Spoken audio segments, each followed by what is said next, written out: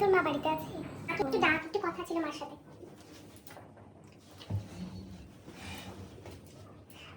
বা এই সোফাটা কি নতুন নিয়েছো? বা খুব সুন্দর, কত পড়লো? বা বা খুব সুন্দর, খুব সুন্দর। মা ও বাবা, এই ফটো ফ্রেমটা খুব সুন্দর হয়েছে। তা কত নিল? ও এই না তুমি বলছিলে তোমার টাকা পয়সার কি জানি প্রবলেম চলছে, তো তুমি সোফা নিলে। মা 55 ইঞ্চি টিভি। এই না তুমি বললে যে তোমার টাকা পয়সার এত সমস্যা, আর তার মধ্যে এত কিছু কিনে ফেললে।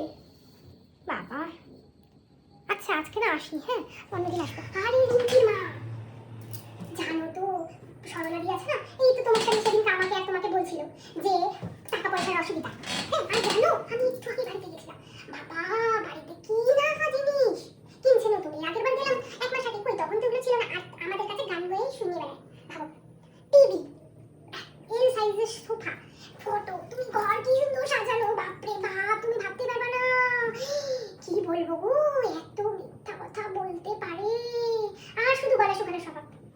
কি ভাবো তুমি, আমাদের কাছে এত গলা শুকালো।